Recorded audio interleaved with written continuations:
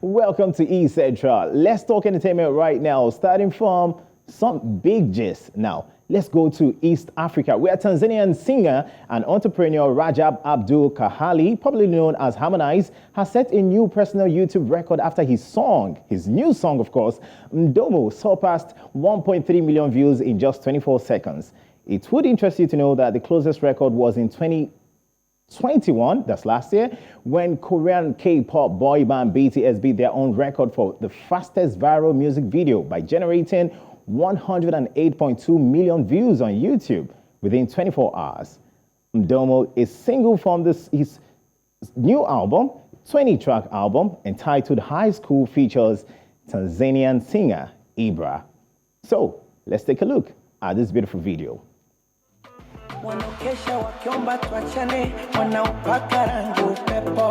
Amazing singer, Harmonize, fantastic guy from Tanzania. And talking about him, he was the first artist to sign a recording deal contract with Diamond Platinum's WCB Wasafi label and has since founded his own record label called Konde Music Worldwide. The singer released his first EP entitled Afro Bongo in February 2019, followed by an 18-track album titled Afro East, which was his debut studio album and his first project since leaving Diamond Platinum's record label.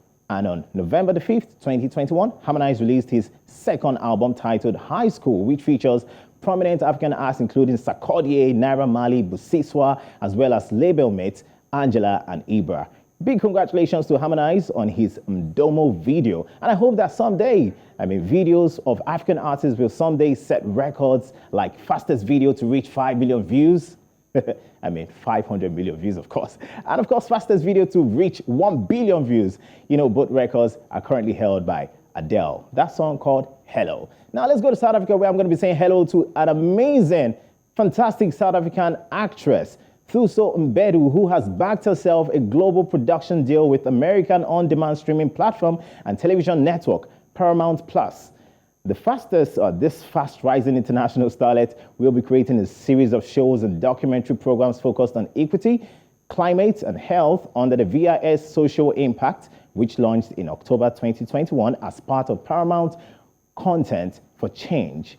And Bedu became prominent in South Africa television scene for her big roles on popular TV and gained international recognition after getting an Emmy nomination for that brilliant performance of hers in that drama entitled It's Thunzi. Yeah, the drama and TV series. Anyway, the 30-year-old made history as the first South African thespian to land a role in a Hollywood series, The Underground Railway, in which she stars as Cora.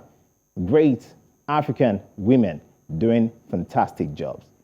The Kweku the Traveler wave maker Black Sheriff is reportedly facing a lawsuit made by the CEO of Wayne's Chaffee's consult, Shedrack Agwai Owusi, for an alleged breach of contract.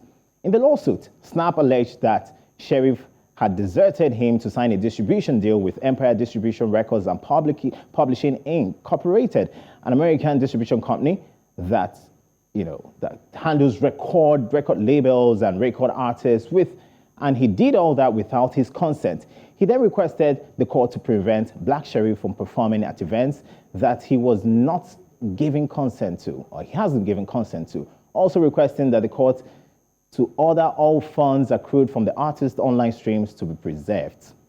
However, a letter recently surfaced online dated April 8, 2022, which reveals that Black Sheriff's lawyer informed his manager, or rather, former manager, Shedrack, aka Snap, which some say was even his financer, about Sheriff's decision to terminate the contract he signed with him last year.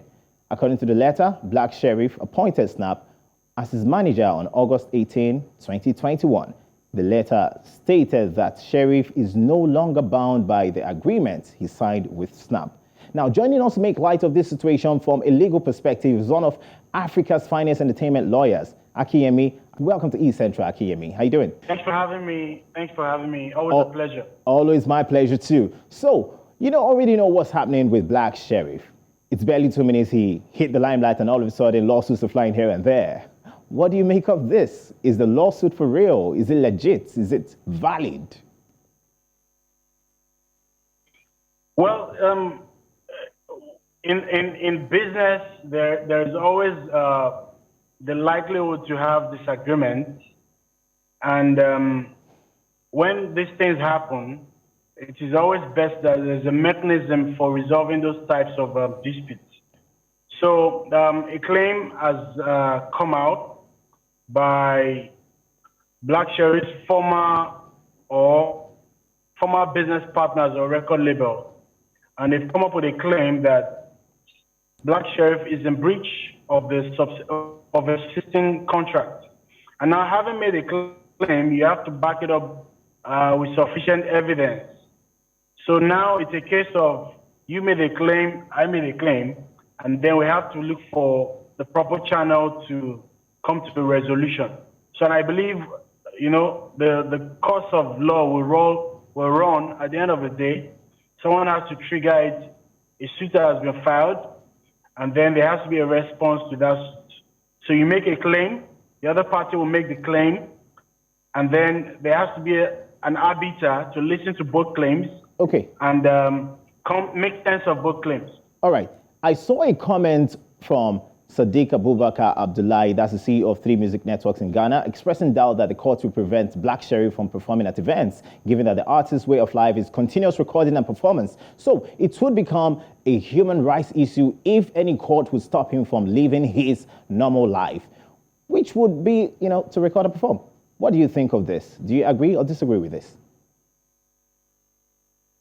So I believe his claim is probably hinged on the fact that the recording services of Black Sheriff has been assigned to him.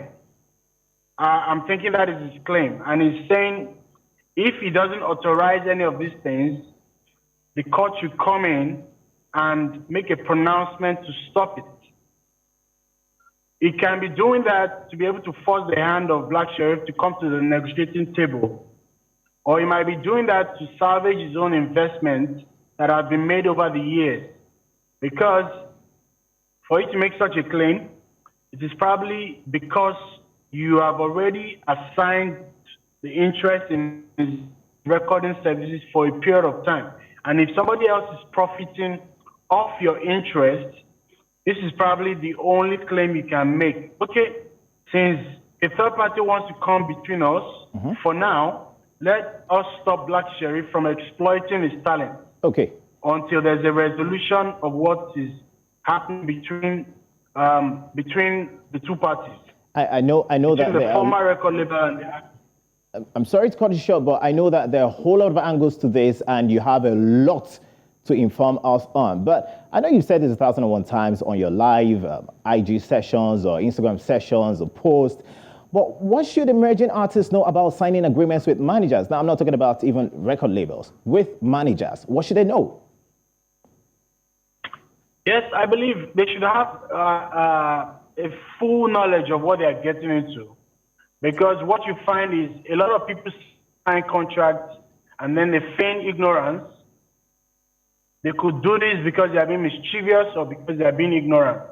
But again, before you put any signature on any piece of paper or before you go into any relationship deeply, you should have a full understanding of what the implications are. Of course, a lot of times you only see what the benefits are, but you do not know what your obligations on that contract will be. You need to understand what you're getting into. You need to understand fully what you're getting into. Now, so let me also add to this that they also need to consult entertainment lawyers like you who have full insight into the contractual terms and the implications. So the thing is, most of the words in the contract are not often expressly in pure English language. You know, a lot of legal jargon will be stuck in here or there, and the best people to make any sense of it, of any contract you get, as an artist, as a recording artist, as a songwriter, as a record producer, would be entertainment lawyers who are experienced in that field.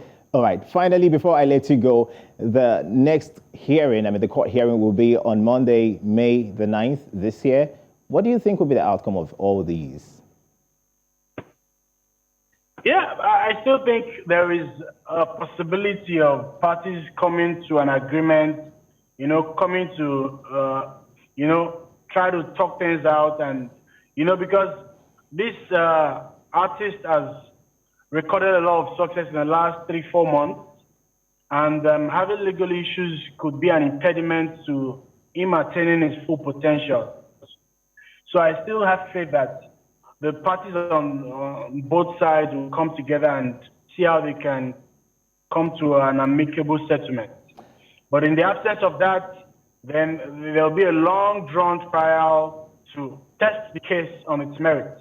And I'm wishing Black Sheriff and the former manager all the luck they can get. Thank you so much for being a part of this show. Thanks for always joining us at KME. Appreciate it. Thanks for having me. I'm moving on right here on East Central. It seems the world has moved on from the Oscar slap that everyone heard from all around the world. When Will Smith slapped, when Will Smith Chris Rock, you get what I'm talking about. But Chris Rock's younger brother, Kenny, wants to go man-to-man, man-on-man with Will Smith in the boxing ring. Kenny recently signed a deal with celebrity boxing founder Damon Feldman for a fight in Florida come June the 11th. But he doesn't have an opponent yet, so he's calling out on Will Smith. Take a look. Do you think that maybe your brother and Will Smith should get in the ring as well? No, they shouldn't, but I should get in the ring with Will Smith. Oh, really? Yeah. Okay. The height difference is a little, but you think that you could definitely take him down? And Kenny says the size difference wouldn't be an issue for him, even though Will Smith is taller and once played Muhammad Ali on the big screen, Kenny himself is confident that he's going to score a victory over the Oscar winner. Kenny has been quite vocal in the attack against Will Smith for slapping his brother at the Academy Awards, and now it sounds like he wants to take things to the next level. It's all about the Oscars drama between Chris Rock and Will Smith, and that Chris is yet to publicly address the issue, saying that he wouldn't even talk about it until he gets paid. While Will Smith has publicly apologized for the incident 2 times, resigned from the Oscars, and has even received a 10-year ban from the Oscar show. We'll move on right now. Someone is about to write something quite impressive. Who is it? Oscar winner and Oscar and Emmy Award winning actress. I need to combine both of that. I'm talking about the philanthropist VIOLA Davis, who is set to drop her memoir on April 26th, but she hasn't given us insight into what she has spent. Has she? Hasn't she? But we know that it's all about finding me. That's the title of the memoir. And in recent times, in interviews, she has given us, that big time insight. I'm talking about How to Get Away with Murder star, who wrote that she has had countless experience around the race and her deeper skin tone within the predominantly white industry. But one of her more lasting memories was tied to her getting the role of lawyer and law professor, Annalise Keating.